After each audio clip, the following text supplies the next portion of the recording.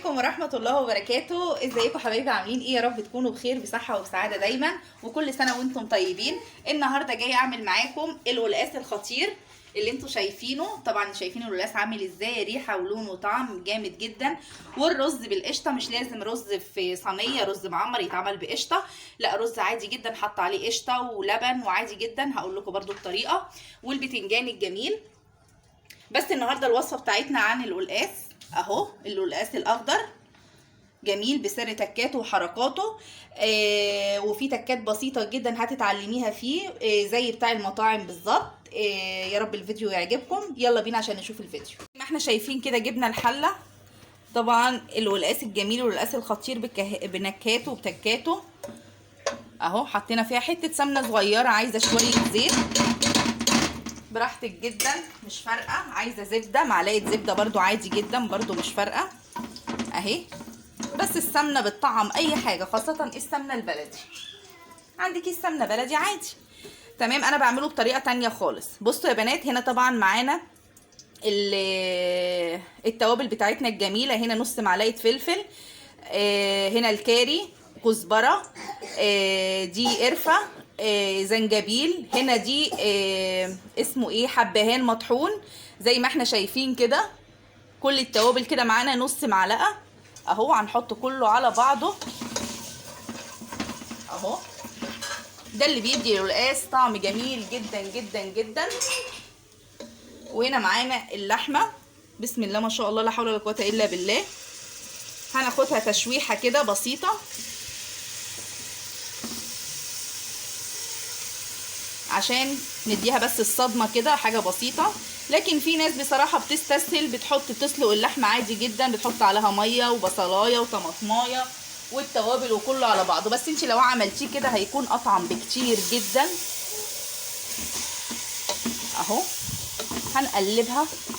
ريحة البهارات يا بنات خطيرة جدا جدا جدا اهي زي ما احنا شايفين. هنقلبها، نعلي النار شوية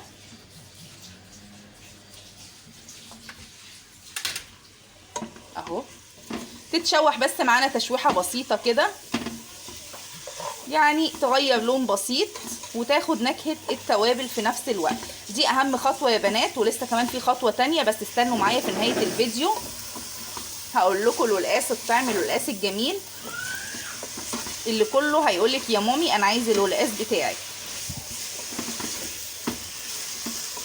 وطبعا نكونوا مسخنين ميه كويس جدا، ما تحطيش ميه بارده، دي برضو خطوه مهمه جدا. في ناس بتستسهل يا بنات وبتحط ميه بارده، لا ما ينفعش طبعا. لازم تسخني ميه حسب كميه الشوربه وحسب كميه اللحمه بتاعتك، وتيجي حطاها بعد اللحمه ما تتشوح. بصوا انا ايدي في اللحمه ازاي تغير لون مع التوابل كده، بسم الله ما شاء الله لا حول ولا قوه الا بالله. بصوا يا بنات اللون بتاعها بدأ ان هو يتغير اهو زي ما احنا شايفين. حاجة بسيطة وحاجة جميلة جدا وسهلة في نفس الوقت، مش متعبة، بس هتدي طعم جميل جدا الخطوة اللي انا عملتها دي. طبعا زي ما احنا شايفين كده اللحمة غيرت لونها خالص، ده اللون اللي انا عايزاه.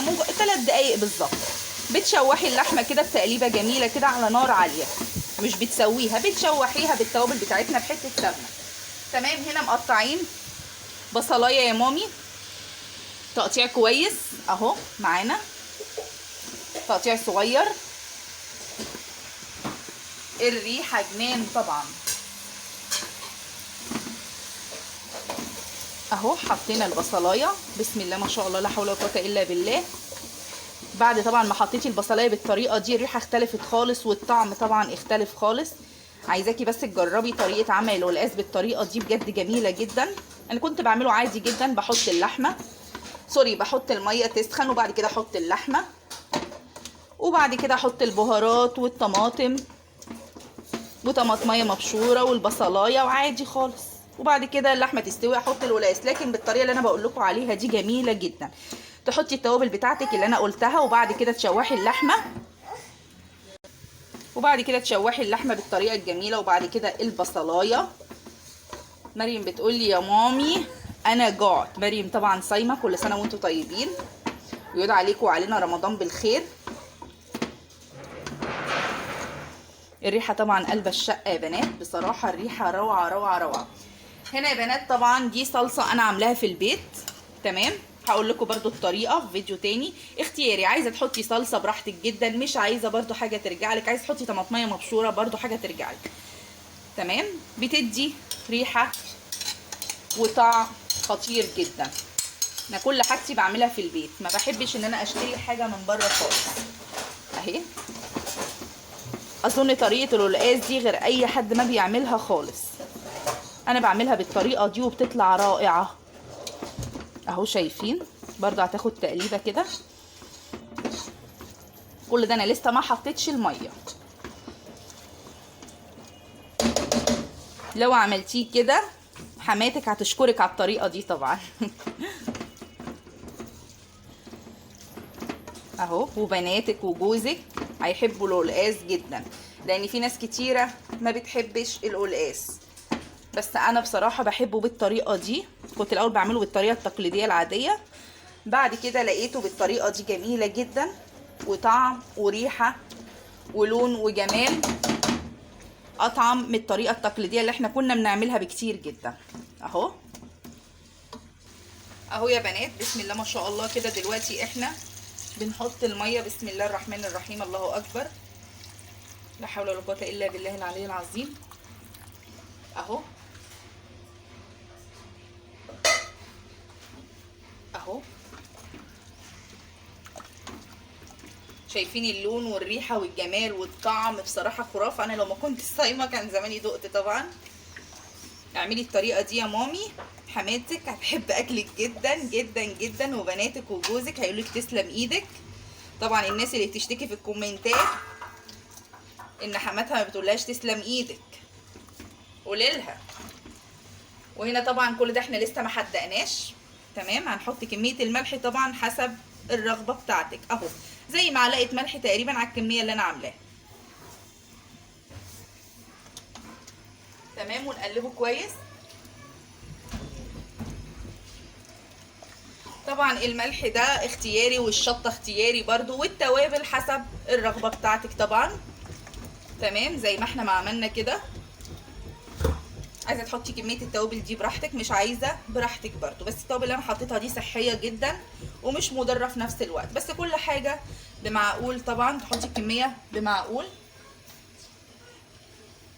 انا دي توابلي في اي اكل، تمام، بعمله بطريقه زي ما انتم شايفين كده. اول حاجه بشوح اللحمه بالتوابل، سواء شوربه، سواء لحمه في خضار، سواء لحمه في قلقاس، زي ما انتم شايفين كده، تمام. وبعد كده هنغطي وهنسيبه طبعا ياخد من بعضه، وهنرجع لكم تاني. طبعا يا بنات وصلنا هنا لمرحله التقليه بتاعه القلقاس. هنا اهو طبعا الثوم بحاله، طبعا احنا هنقطعه كده، تمام. في ناس بتحطه بحاله، بس انا بصراحه ما بحبش كده يعني. قطعي الواحده نصين او 3، تمام اهو. وطبعا احنا نقعين الكزبره اهي، نقعينها ما شاء الله لا حول ولا قوه الا بالله في الميه، غسلينها غسيل كويس، مقطفينها وغسلينها في الميه، تمام. نيجي بقى لمرحله انها الزيت اتعمل. اهو يا بنات حطينا الزيت كده، هنحط الكزبره. طبعا مريم بتبعد خايفه جدا، ليه ما هتقابلي طبعا يا مريم، ليه ما هتتلسع كده طبعا. اهو عندي مريم بتخاف جدا، بس انا بدأ ان انا اجرأها كده انها تقف ايه، تعمل حاجه كده بالراحه، تعمل كوبايه شاي، تقلي بالثلج. والله في مره عملت لي الرز كان جميل جدا. قربي خلاص يا مرمو ما تخافيش والله، تمام. وبعد كده هنحط الثوم اللي احنا عاملينه هنا اهو، زيت، سمنه عادي جدا، زبده حسب الرغبه بتاعتك، مفيش اي مشكله اهو، لغايه اما تنشف كده وتخضر كده وتبقى جميله، مش تغمق. خدوا بالكم المعلومه دي كويس، تبقى حلوه كده ومقرمشه كده، تمام. هنوريكم دلوقتي هنعمل ايه. اطلع بره يا سيدي. اهو يا بنات زي ما احنا شايفين كده اللحمه طبعا دخلت استوى ما شاء الله، لا حول ولا قوه الا بالله. اهي لازم طبعا تسوي اللحمه كويس. اهو اللحمه بقت موميا ما شاء الله اهي شايفين. بس اللهم اني صائمه صايمه. هنحط بقى ايه القلقاس. طبعا احنا شايفين الشوربه حمرا ازاي. في ناس كتيره جدا زي ما قلت لكم طبعا هتقولي هو في قلقاس شوربته حمرا. لا يا حبيبه قلبي مفيش قلقاس شوربته حمرا، بس احنا دلوقتي هنخضر له حالا. بس ده طعم. بسم الله. نعم يا سيدي.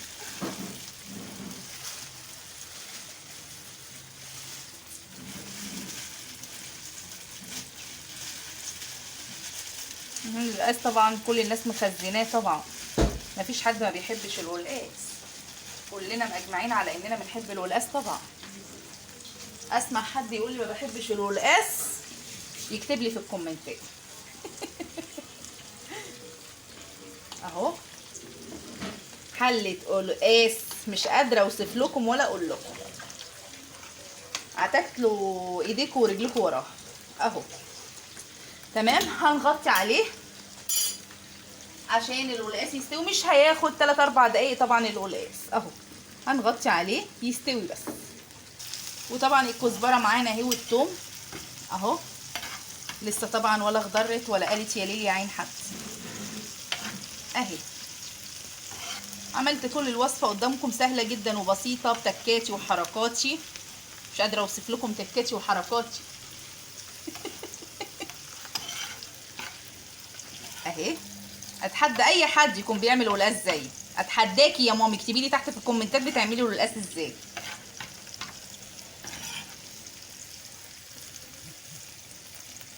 اكتبوا لي بقى في الكومنتات بتعملي القلقاس ازاي وهتاكلوا ايه النهارده، مقضيين يومكم ازاي. انا جعانه جدا يا بنات على الريحه والله، اللهم اني صائمه. التكات والحركات عندي انا وبس. اهي شايفين الثوم بدأ ان هو يصفر اهو. وطبعا بعد ما نخلص كده طبعا مش هقول لكم انا هعمل ايه، في تكه بقى مش قادره اوصف لكم. هي دي بقى اللي بتدي طعم للقلقاس.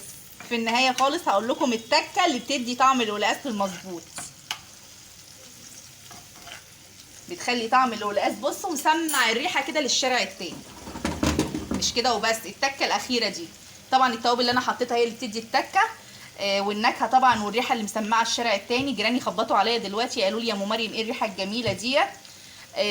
دلوقتي برضو هقول لكم التكه الاخيره بس بعد ايه ما نخضر الكزبره. دلوقتي يا بنات طبعا اخضرت اهي تمام زي ما احنا شايفين كده تمام. هنا بقى التكه بتاعتنا شويه كزبره ناشفه اهي، دي بقى اللي هتدي الطعم الرهيب جدا للقلقاس. طعم رائع رائع رائع، يعني كزبره ناشفه وكزبره خضراء. مش قادره اقول لك هتاكلي القلقاس النهارده وهتتسحري بيه كمان. ودلوقتي ده الشكل النهائي طبعا لاكلنا النهارده، قلقاس باللحمه ورز بالقشطه والبتنجان اللي انا عاملاه لكم طبعا الجميل احلى من بتاع المطاعم، والقلقاس احلى برضو من بتاع المطاعم، مش هتاكلي خالص من بره. طبعا قلت لكم على سر التكات وسر النكهات فيه بحاجات بسيطه جدا. يا رب الفيديو يكون عجبكم، واللي ما حطليش لايك يا ريت يحط لي لايك ويحط لي اشتراك وكل اللي انتوا عايزينه اكتبوا لي تحت في الكومنتات، واشوفكم في الفيديوهات القادمه، والسلام عليكم ورحمه الله وبركاته.